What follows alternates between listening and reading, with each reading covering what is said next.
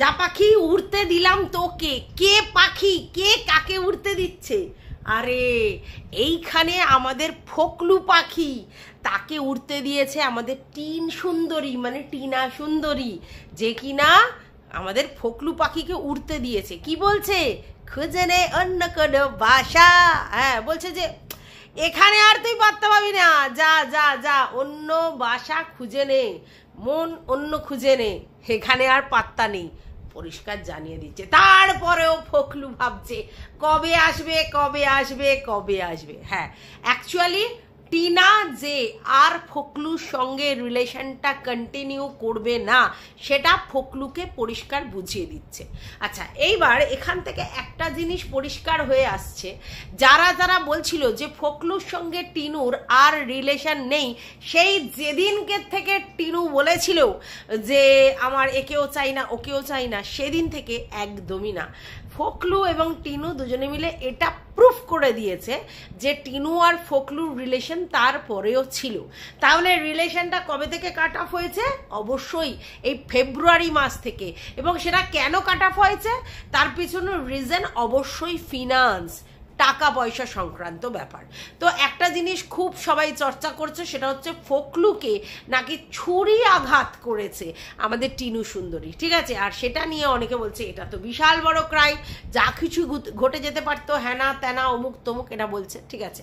আচ্ছা, by the way, আমি যতদূর শুনেছি টিনু এরকম হাত চালানোর অভ্যেস আছে। হ্যাঁ, কার উপরে? অবশ্যই ফোকলুর উপরে। কেন কেন বলো? কারণ ফোকলু এখানে হচ্ছে ওয়াইফের মতো থাকতো, আর টিনু এখানে হাজব্যান্ডের মতো থাকতো। বুঝতে পেরেছো? তার মানে হাজব্যান্ড যেরকম ইনকাম পত্র সমস্ত কিছু করে, প্লাস হাজব্যান্ড যেমনি সমস্ত টাকা পয়সা যেখানে যা লাগে দেয়, সংসার খরচ হোক, বাড়ি ভাড়া হোক, আর সেখানে ওয়াইফ কি করে? বাড়িতে রান্না বান্না করে, বাজার হাট করে, প্লাস ধরো হচ্ছে কিছু কোনো কাজকর্ম যেগুলো আমাদের হাজব্যান্ড করতে পারে না সেগুলো করে। ঠিক সেম জিনিসটা ফোকলু করতো। ফোকলু রান্না বান্না করতো। হ্যাঁ, কারণ তোমরা জানো যে বলেছে কি 2 মাস আগে পর্যন্ত রান্না করেছে, এখন আর অভ্যেস নেই। তো যাই হোক, ফোকলু রান্না বান্না করে, বাজার হাট করে, আর ফোকলু ওই ডেলিভারি করে, তারপরে মাল গস্ত করতে যায়, এই সবগুলো ফোকলু করতো, মানে ওয়াইফের মতো। আর হাজব্যান্ডের মতো হচ্ছে টিনু সুন্দরী শুধু পয়সা কামাতো। বুঝতে পেরেছ? তো সেই জায়গা থেকে যখন ফোকলু এই টাকা পয়সার ব্যাপারগুলো করলো, তখন টিনা অতিরিক্ত রাগান্বিত হয়ে একেবারে আউটবাস্ট করতে শুরু করলো, চিৎকার চেঁচামেচি, রাগারাগি, ঝগড়াঝাটি, এবং তখন তার গায়ে 2-4 ঘা দিতেও শুরু করলো, এবং সামনে হাতে ছুরি পাওয়ার পরে সেটা দিয়েও তার উপরে রাগটা মানে আর কি করতে শুরু করলো, এবং সেগুলো সত্যি কথা বলতে লেগে যাওয়ার সম্ভাবনা ছিল। কিন্তু আমি এটা শুনেছি যে টিনু যখন রেগে যায় তখন মাত্রা অতিরিক্ত রাগ তার হয়, এবং সেই সময় নিজেকে ও কন্ট্রোল করতে পারে না, এই লেভেলের আউটবাস্ট হয়, এবং সেক্ষেত্রে চিৎকার চেঁচামেচি বা বাজে স্ল্যাং মন্তব্য বা এই ধরনের দুমদাম এইসবগুলো হচ্ছে টিনুর দ্বারা হয়ে যায়। আর সেটাই সেদিন হয়েছিল, কারণ হিতাহিত জ্ঞান হারিয়ে ফেলেছিল আমাদের টিনু সুন্দরী। কি করে? তার কারণ হচ্ছে তো মানে ওকে বিলিভ করেছিল, ওর হাতে সমস্ত কিছু ছেড়ে দিয়েছিল, আর সেখানে সে টাকা পয়সা নিয়ে পুরো ব্যাংক নীল করে দিয়েছিল। এরপরে কারোর জ্ঞান মানে থাকে? তোমরা বলো, আজকে যদি আমার অ্যাকাউন্টের টাকা পয়সা একজন আমাকে না বলে পুরো নীল করে, কেন না টাকা পয়সা আমি আমার বাবা মাকে দিই বা অন্য কোথাও খরচা করি, সেইটার জন্য সে আমার টাকা আমাকে না বলে তার ব্যাংকে অ্যাকাউন্টে ট্রান্সফার করে নেয়, শুধু ট্রান্সফার করে নেয়, আমার 3টে ব্যাংকই পুরো নীল করে দেয়। কে মানবে এটা বলুন তো? কে মানবে? কেউ মানতে পারবে? আর সেই জন্যই আমাদের টিনু এইরকম রেগে গিয়ে এগুলো করেছে। তাই এই যে বলছে ফোকলু যে যেগুলো হয়েছে এগুলো সত্যিই হয়েছে, কিন্তু কেন হয়েছে সেটা বলতে হবে। আমরা সবসময় জানো তো ফলটা দেখি, কারণটা দেখি না। এই যে আমাদের টিনু সুন্দরী আমাদের খোকাকে ছেড়ে চলে এলো, এই হলো সেই হলো, তখন আমরা কিন্তু টিনু সুন্দরীর সমস্ত দোষগুলো ধরেছি, কিন্তু খোকা কিচ্ছু করেনি আর টিনু সুন্দরী এমনি এমনি চলে গেল, এটা তো হয় না। হ্যাঁ, তোমরা বলতে পারে যৌবিক চাহিদা, হ্যানা ত্যানা। আচ্ছা, আমরা এই যে বিয়ে নামক প্রতিষ্ঠানটা কেন করেছি? আমাদের বাবা মারা কি খেতে দিতে পারেন না? তা তো নয়। তাহলে বাবা মারা খেতে দিতে পারেন, আমরাও নিজেরাও ইনকাম করতে পারি, এরকমও অবস্থায় অনেকে বিয়ে থা করে। কেন করে? তার কারণ হচ্ছে আমাদের সমাজ এটা শেখায় যে তোমাকে আইনত কোনো একটা লোকের সঙ্গে আমরা থাকতে বলবো, সে ছেলে হোক আর মেয়ে হোক, যার সঙ্গে তুমি তোমার জৈবিক চাহিদাও নিবারণ করবে। খাওয়া দাওয়া পাতক্রিয়া এগুলো যেমন ব্যাপার আছে, তার সঙ্গে জৈবিক চাহিদাটাও তো আমাদের পায়। সেটা আমাদেরকে ওইভাবে তো মানে যেখানে সেখানে যত্রতত্র করে বেড়াতে পারি না। তার একটা নির্দিষ্ট জায়গা, নির্দিষ্ট অবস্থান, নির্দিষ্ট লোক দরকার। সেই জন্য আমাদের এই বিয়ে নামক এই ব্যাপারটা এরকমভাবে হয়েছে যে লিগালি তোমাকে একটি মানুষের সঙ্গে জৈবিক চাহিদা নিবারণ করবার জন্য ধার্য করা হলো। ঠিক আছে?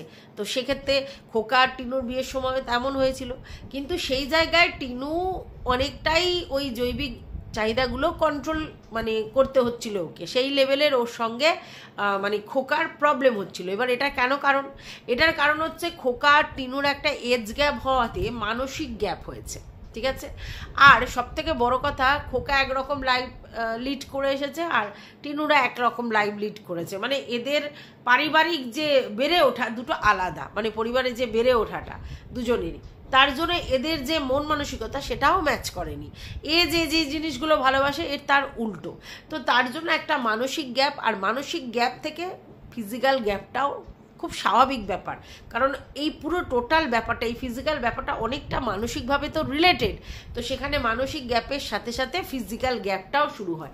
এবং সেক্ষেত্রে টিনুর বয়স, টিনুর আর্জ, টিনুর সমস্ত কিছু মিলিয়ে অনেকটা হয়তো এক্সট্রিম, আর খোকার হয়তো সেই লেভেলে লাউড নয় ব্যাপারটা, যার জন্য এদের একটা মিসআন্ডারস্ট্যান্ডিং ক্রিয়েট হয়। ঠিক আছে?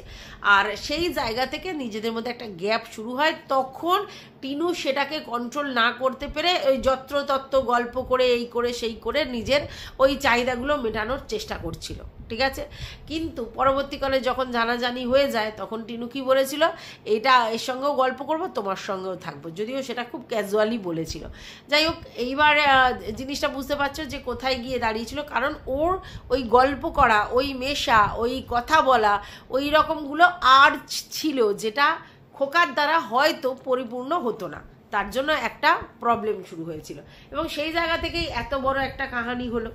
এইবার যখন ফকলুর সঙ্গে টিনু থাকতে শুরু করলো তখন ফকলুকে যেভাবে নিড আর কি টিনু সেইগুলো মেটানোর চেষ্টা করলো, কিন্তু সেখানে ফকলু তার উপরে ছড়ি ঘোরাতে শুরু করলো।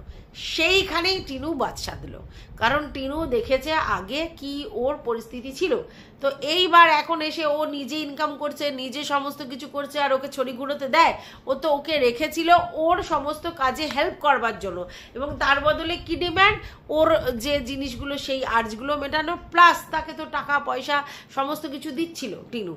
কিন্তু না, এ নিজের অধিকার বোধ থেকে, ওয়ামির অধিকার বোধ থেকে সমস্তটা কন্ট্রোল করার চেষ্টা করেছে। যেইখানে টিনু দেখছে ও বাবা এ তো আমারই খেয়ে আমারই উপরে কন্ট্রোল করার চেষ্টা করছে, সেই জায়গাতেই বার্তা সাধলো। ঠিক আছে? আচ্ছা, এইবার দুজনের মধ্যে যখন অ্যাডজাস্টমেন্টের প্রবলেম হচ্ছে এবং যখন মানে কি বলবো কথাবার্তার মধ্যেও প্রবলেম হচ্ছে, এই অবস্থায় আর কি মানে কি বলবো আমাদের ফকলু কি করলো যে ফকলুকে ডেকে সবাই শাসন টাসন করলো, এ করলো। ফকলু বলে হ্যাঁ দিয়ে দেবো, হ্যান করবো। তারপর তাদের যে একটা গ্যাপ আগে থাকতেই হচ্ছিল, কারণ টিনু যেটা ভেবে এসেছিল ফকলু সেরকম ন, কিন্তু একটা জিনিস তো এক জায়গা থেকে বললেই বেরিয়ে যাওয়া যায় না, তো সেটা সময় নিচ্ছিল। এর মধ্যে আবার একটা থার্ড পার্সন ঢুকে পড়েছে, সেটা টিনু নিজেই স্বীকার করেছে। তো থার্ড পার্সন ঢুকে পড়তে অবশ্যই তখন ওর পক্ষে আবার সুবিধা হয়েছে ফকলুকে ডিনাই করা। সেটাই হয়েছে, কারণ ফকলুর সঙ্গে ওর রিলেশনটা হেলদি জায়গা ছিল না। যখনই একটা অন্য ছেলে ঢুকে পড়েছে ফকলুকে সঙ্গে সঙ্গে টিনু মানে আর কি ছাড়তে সুবিধা হয়েছে, এটাই হয়েছে। এবার ফকলু আমাদেরকে কি বলছে যে দুদিনের গ্যাপ দিচ্ছে, দুদিনের, যে দুদিন পর আমি বিজিনেস মানে বিজনেসের কারণে বিজি থাকবো। মানে যে কাজকর্মটা করছে ওর বিজনেস না, অন্য কারোর বিজনেস, ও কাজ করবার জন্য যাচ্ছে, তাতে কাজ করবে বলে ও দুদিন ব্যস্ত থাকবে, আর সেই জন্য দুদিন পর এসে ও হচ্ছে তোমাদেরকে জানাবে। আচ্ছা এইবার বলে রাখি হচ্ছে এই কন্ট্রোল পাওয়ারটা কিন্তু আমাদের ফোকলুরও নেই। ফোকলুও কিন্তু ধুমধারাক্কা কমিউনিটি দিয়ে তার যে রাগ হচ্ছিল কন্ট্রোভার্সি ক্রিয়েটারদের ভিডিও দেখে সঙ্গে সঙ্গে কিন্তু ঝেড়ে কেসে দিয়েছে, কিন্তু ভিডিওটা করবার জন্য কিছুটা সময় নিয়েছে। এবার ও জানে মাথা গরমে ও এক্ষুনি টুক করে দিয়ে দিতে পারে, কারণ এর আগেও জানো করে খেয়ে সব জায়গায় গিয়ে চারিদিকে হেগে মেরে রেখেছে, তো এইবারও তাই করতো। কিন্তু কি মনে হলো ও দুদিন সময় দিয়ে দিল টিনুকে, ভাবলো টিনু ওকে আর কি বলবে না এটা করিস না, না ওটা করিস না, বা টিনু ওর কাছে ফিরে আসবে, তাহলে আর ও কিছু জানাবে না। এর আগে কি বলেছিল, যতদিন না টিনুর ওই দিকের প্রবলেম সলভ হচ্ছে ততদিন ও কিচ্ছু বলবে না। আচ্ছা তারপরে বললো যে না না আমি তোকে বেচতে আসিনি, তুই ভয় পাস না, আমি বেচবো না। এরপর কি বলছে, কন্ট্রোভার্সি ক্রিয়েটাররা আর ভিউয়ার্সরা আমাকে মানে ভুল বুঝছে, উল্টে আমাকেই দোষারোপ করছে, তার জন্য আমি এই ডিসিশন নিয়েছি। ব্যাপারটা হচ্ছে ফোকলু আর টিনুর মধ্যে, সেখানে কন্ট্রোভার্সি ক্রিয়েটাররাই বা কে আর ভিউয়ার্সরাই বা কে। একটা ব্যাপার হচ্ছে আমার সাথে রিলেশন টিনুর, তাহলে আমার আর টিনুর মধ্যে যে প্রবলেমগুলো রয়েছে সেগুলো আমি বলবো কি বলবো না সেটা আলাদা ব্যাপার, কিন্তু আমি বন্দুকটা রেখে দেবো কন্ট্রোভার্সি ক্রিয়েটার আর ভিউয়ার্সদের ঘাড়ের উপরে, যে তোদের জন্য আমাকে বলতে হলো, যাতে পরবর্তীকালে সেফ সাইড খেলতে পারি যে এরা এরকমভাবে আমাকে উস্কেছিল বলে আমি ভিডিওটা করেছি বা আমি বলেছি। নাটক করার জায়গা পায় না ফোকলু, ঠিক আছে, এটা ইচ্ছা করে করলো, ঠিক আছে। আর আরেকটা জিনিস পরিষ্কার, সেটা হচ্ছে ফোকলু কন্ট্রোভার্সি ক্রিয়েটারদের ভিডিও করে বসে থাকে দেখবার জন্য, যার জন্য যেই না কেউ কোথাও কমেন্ট বক্সে কিছু কমেন্ট করে দেন ও ঝট করে এসে কমেন্ট করে আর তারপরেই কমিউনিটি পোস্ট দিয়ে দিয়েছে, বুঝতে পেরেছো? তার মানে সারাক্ষণ কন্ট্রোভার্সি ক্রিয়েটারদের ভিডিও গেলে, ঠিক আছে। তুলনামূলক আমি তোমাদেরকে বলছি, তুলনামূলক কোনো দিনই টিনু ভিডিও সেই অর্থে দেখে না, যা দেখার এই মানে আমাদের ফোকলাই দেখতো এবং ফোকলাই সমস্ত কিছু হ্যান্ডেল করতো আর কি চ্যানেলের, এটাও পরিষ্কার। তো যাই হোক, এইবার টিনুকে ভয় দেখাচ্ছে, কিন্তু টিনু বললাম না ভয়ের ঊর্ধ্বে চলে গেছে, ওকে আর ভয় দেখিয়ে লাভ নেই। ফোকলার কাছে টিনু আর ফিরবে না, এটা নো ডাউট। এইবার ফর্কর সঙ্গে থাকবে কি অন্যজনের সঙ্গে থাকবে সেটা পরের কথা, কিন্তু ফোকলার কাছে আর ফিরবে না, এটা ফোকলাকে মেনে নিতে হবে। এইবার ফোকলা যদি মনে করে যে আমার কাছে ফিরবে না বলেই আমি তাকে ওপেনলি ইউটিউবের মাধ্যমে বেচে সেখান থেকে পয়সা আর্ন করবে ফোকলা। কতদিন করবে ফোকলা? কত মানে দিন যাবত ওর সমস্ত কাহিনীগুলো বেচবে? 1 মাস, 2 মাস, 3 মাস, তারপর ফোকলার চ্যানেল থেকে কিচ্ছু পাবে না। এবার ফোকলা ভাবছে এই যে 2 লাখ 4 লাখ টাকা যতখানি আমি খিচে নিতে পারি সেটাই আমার প্রফিট, বুঝতে পেরেছো? কারণ কি, ও তো ইনকাম করতে পারছে না কোনো জায়গা থেকে, এখন ওর কোনো ইনকাম সোর্স নেই, তাহলে ওর বাইকের তেল, উল্লু বুল্লু চুল্লু, খেলাধুলা, ওগুলো কি করে মেনটেন হবে? কোনোটাই মেনটেন হবে না, কারণ ওগুলো সব ওর টিনার টাকাই করতো, আর সেই জন্যই ওর প্রবলেম হয়েছে। যাই হোক, এইবার কিছু কন্ট্রোভার্সি ক্রিয়েটারের ভিডিও দেখে আমার খুব হাসি পেল। তাদের বক্তব্য হচ্ছে যে টিনুকে তারা আর কি করে বাঁচাবে, কেন না টিনু হচ্ছে কোনো কন্ট্রোভার্সি ক্রিয়েটারের সঙ্গে কথা বলছে, তো আগে কথা বলে দেখেছিল, তাকে নিয়ে নেগেটিভ ভিডিও হয়েছিল, আবার তার সঙ্গে কথা বলছে, তাহলে আবার তার নেগেটিভ ভিডিও হবে, এবং কালকের একটা কল রেকর্ডও ফাঁস হয়েছে, তাহলে কি টিনুকে আর বাঁচানো যাবে? আচ্ছা বাই দ্য ওয়ে, আমি তাদেরকে জিজ্ঞাসা করতে চাই, এই সব ক্রিয়েটারকে, টিনু কি তোমাদের গলা জড়িয়ে ধরে বলেছে যে আমাকে বাঁচাও? কে আছে আমায়, নাকি আছো মোরে বাঁচাও, হ্যাঁ এরকম বলেছে? টিনু তো কোনো কন্ট্রোভার্সি ক্রিয়েটারকে বলেছে বলে আমার মনে হয় না যে তুমি আমাকে নিয়ে পজিটিভ কন্টেন্ট করো বা বাঁচাও বা সোশ্যাল মিডিয়ায় আমাকে প্রোটেক্ট করো, এরকম কিছু বলেছে?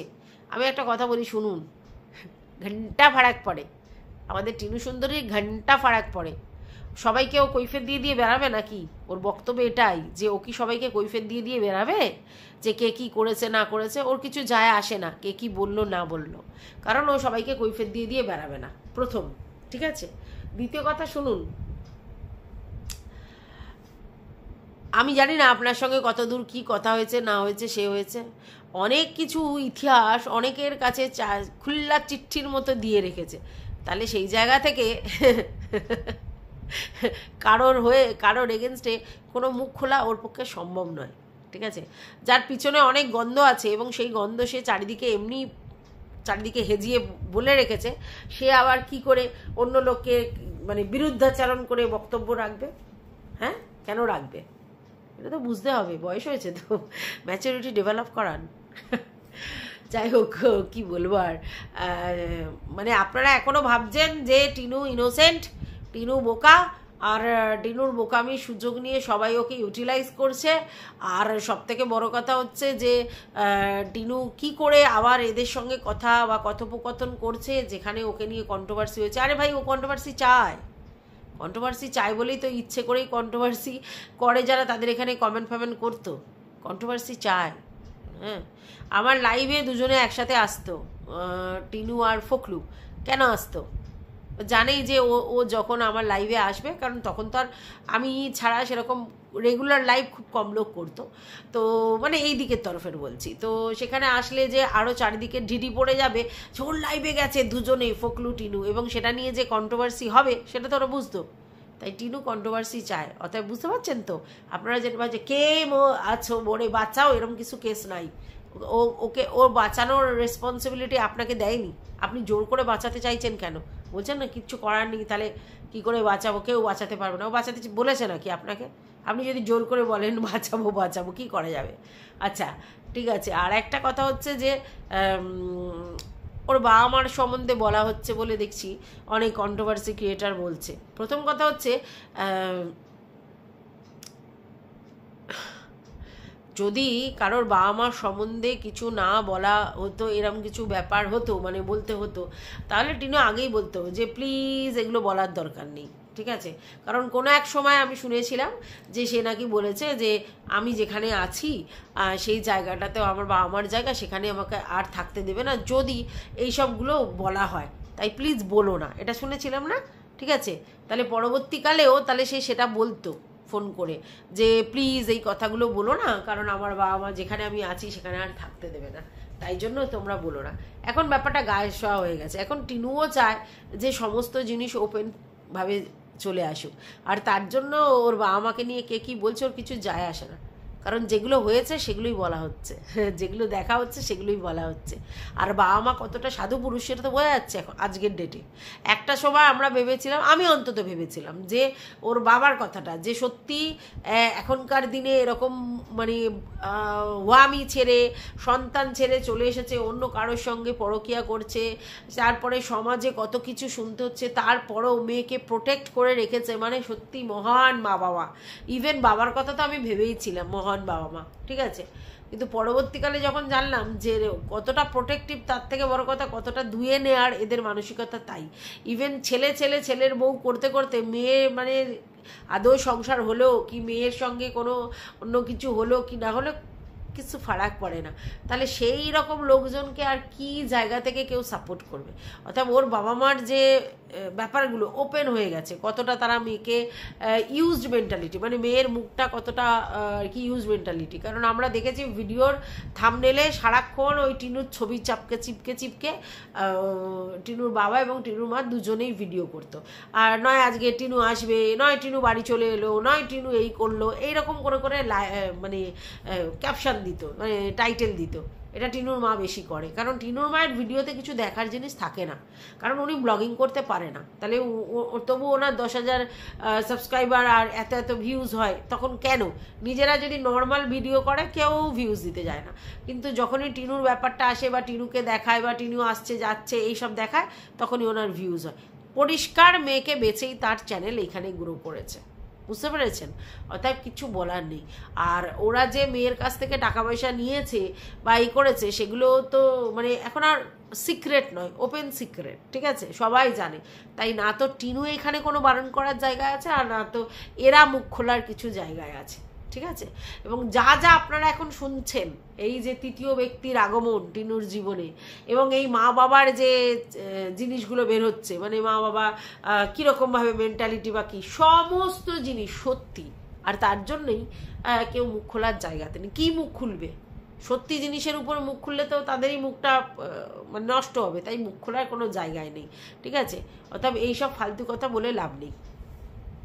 একদমই ফালতু কথা বলে লাভ নেই, ঠিক আছে?